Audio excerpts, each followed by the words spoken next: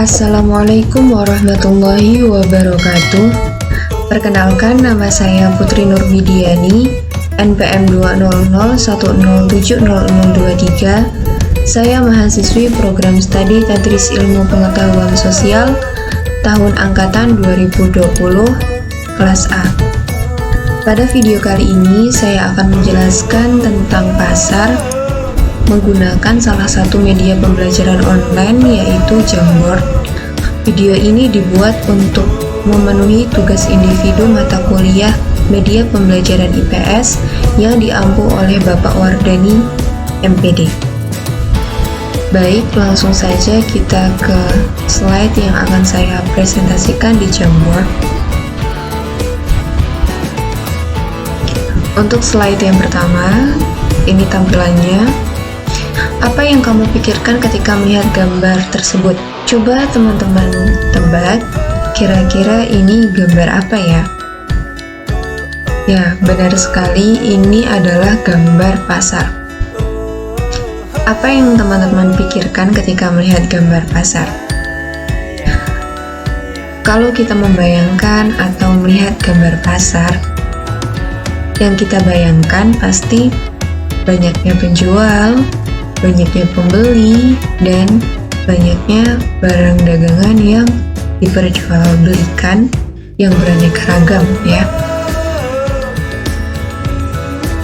Selanjutnya, apa pengertian pasar? Kita sering berkunjung ke pasar untuk membeli suatu barang. Kita juga belajar mengenai pasar. Tetapi sebenarnya apa sih pengertian dari pasar ini? Saya telah mengutip 4 pendapat para ahli. Yang pertama itu ada menurut Mankiw, pasar adalah sekumpulan pembeli dan penjual dari sebuah barang atau jasa tertentu. Kemudian, menurut H. Nystrom, pasar adalah suatu tempat tertentu yang digunakan sebagai tempat penyaluran barang dan jasa dari tangan produsen ke konsumen. Yang ketiga ada menurut Philip dan Benjanadan, pasar adalah sebagai sesuatu yang digunakan untuk menempatkan barang yang dibutuhkan konsumen. Yang keempat, menurut Kotler dan Armstrong, pasar adalah seperangkat pembeli aktual dan juga potensial dari suatu produk atau jasa. Nah, sekarang kita sudah mengetahui ya, apa itu definisi dari pasar. Selanjutnya, apa saja ciri-ciri pasar? Ciri-ciri pasar itu ada 4, teman-teman. Yang pertama, adanya calon penjual dan pembeli dalam pasar. Ya, tentu di pasar pasti ada para penjual dan para pembeli. Kalau tidak ada penjual ataupun pembeli, maka tidak bisa disebut dengan pasar. Begitupun dengan satu penjual atau beberapa pembeli, itu juga tidak bisa disebut dengan pasar, karena pasar adalah tempat bertemunya para penjual, yang berarti lebih dari satu penjual, dan para pembeli untuk melakukan transaksi jual beli. Selanjutnya, adanya suatu barang atau jasa yang hendak diperjualbelikan di dalam pasar. Ya, jadi pasar itu kan memang tempat jual beli. Jadi tentu saja ada barang atau jasa yang hendak diperjualbelikan. Selanjutnya, adanya sebuah interaksi antara penjual dan pembeli, baik secara langsung maupun tidak langsung.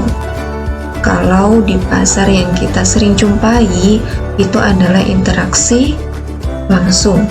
Kalau interaksi yang tidak langsung yang terjadi di pasar itu ketika kita belanja online di beberapa marketplace seperti Shopee, kemudian ada Tokopedia, OLX, Lazada, dan lain sebagainya.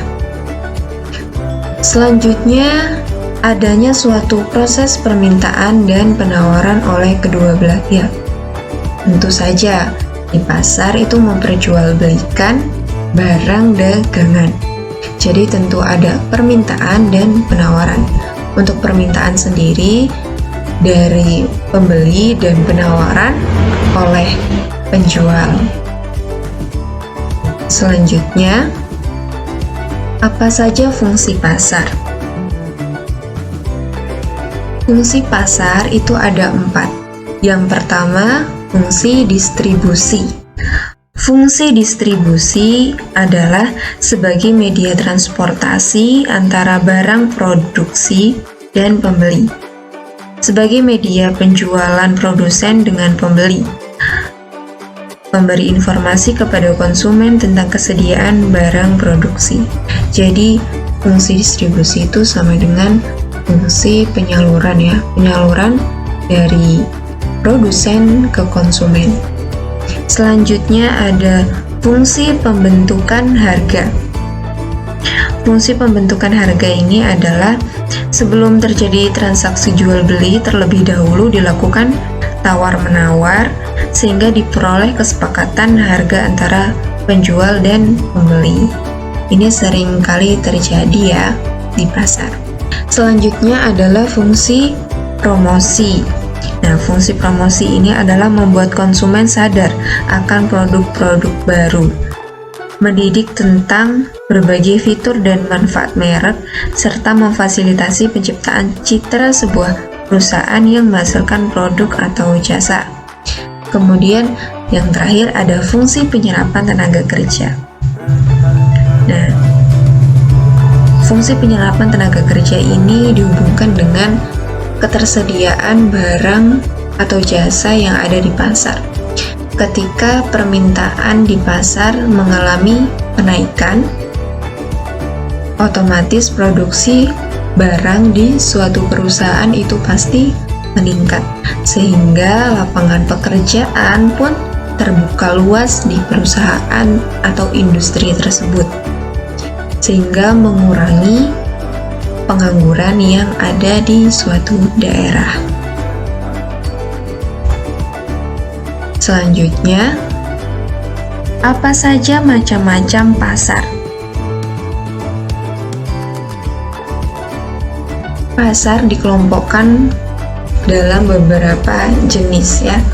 Ada yang berdasarkan sifat dan waktunya, kemudian berdasarkan wujudnya, berdasarkan strukturnya, berdasarkan cara transaksinya, dan yang terakhir ada berdasarkan ruang lingkupnya.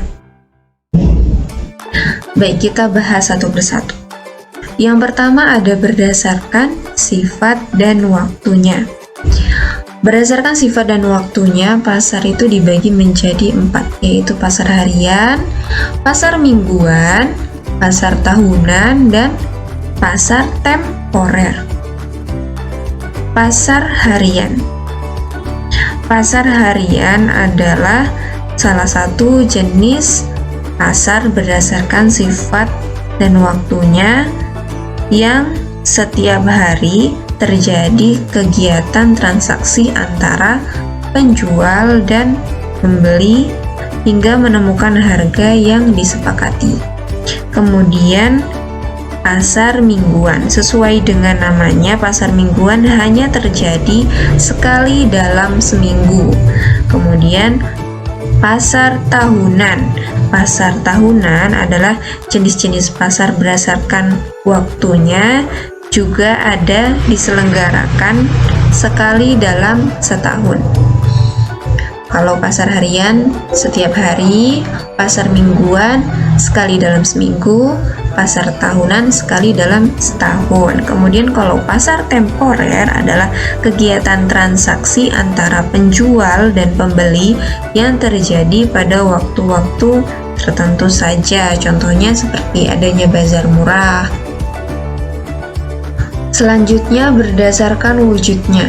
Berdasarkan wujudnya, pasar dibagi menjadi 2, yaitu ada pasar nyata dan pasar tak nyata. Kalau pasar nyata adalah Pasar di mana barang yang diperjualbelikan benar-benar ada dan penjual dan pembeli bertemu secara langsung. Pasar nyata juga ini biasanya disebut dengan pasar konkret. Kemudian pasar tak nyata atau pasar abstrak. Pasar di mana barang yang diperjualbelikan tidak tersedia secara langsung dan antara penjual dan pembeli tidak bertemu secara langsung. Contohnya ini adalah pasar online ya. Selanjutnya ada pasar berdasarkan strukturnya. Nah, pasar berdasarkan strukturnya dibagi menjadi dua, yaitu pasar persaingan tidak sempurna dan pasar persaingan sempurna. Pasar persaingan tidak sempurna adalah pasar di mana jumlah pembeli lebih banyak dibandingkan dengan jumlah penjualnya sehingga pasar dikuasai oleh satu atau beberapa penjual saja. Sedangkan pasar persaingan sempurna adalah kebalikan dari pasar persaingan tidak sempurna, yaitu pasar yang terdapat banyak penjual dan pembeli sehingga harga tidak bisa ditentukan oleh masing-masing penjual atau pembeli. Selanjutnya, jenis-jenis atau macam-macam pasar berdasarkan cara transaksinya. Pasar tradisional dan pasar modern. Pasar tradisional dilihat dari cara transaksinya. Pasar tradisional menggunakan cara transaksi di mana adanya tawar-menawar harga secara langsung, secara bertatap muka. Kalau pasar modern sedikit berbeda dengan pasar tradisional. Di pasar modern, pembeli dan penjual tidak ada kegiatan tawar-menawar karena harga yang dipatok adalah harga pas. Contoh dari pasar modern sendiri itu adalah mall, plaza, supermarket, minimarket, dan lainnya. Sedangkan pasar tradisional itu contohnya seperti pasar Senen, kemudian karena saya dari daerah Tegineneng itu ada pasar Tegineneng sesuai dengan nama daerahnya. Selanjutnya, berdasarkan ruang lingkupnya. Berdasarkan ruang lingkupnya, pasar dibagi menjadi 4. Yang pertama ada pasar lokal, pasar internasional, pasar nasional, dan pasar daerah. Yang pertama ada pasar lokal. Pasar lokal adalah pasar yang daerah pemasarannya hanya meliputi daerah tertentu dan pada umumnya menawarkan barang yang dibutuhkan masyarakat di sekitarnya. Selanjutnya, pasar internasional. Pasar internasional adalah pasar yang daerah pemasarannya mencakup seluruh kawasan dunia. Kemudian ada pasar nasional. Pasar nasional adalah pasar yang daerah pemasarannya meliputi wilayah suatu negara. Pasar ini menjual barang-barang yang dibutuhkan oleh masyarakat negara tersebut. Kemudian, yang terakhir pasar daerah. Pasar daerah membeli dan menjual produk dalam satu daerah, produk itu dihasilkan. Bisa juga dikatakan pasar daerah melayani permintaan dan penawaran dalam satu daerah. Jadi teman-teman semua sekarang sudah mengetahui ya pengertian pasar, fungsi pasar, ciri-ciri pasar, dan macam-macam pasar. Semoga video ini bermanfaat untuk teman-teman semua. Saya akhiri. Wassalamualaikum warahmatullahi wabarakatuh.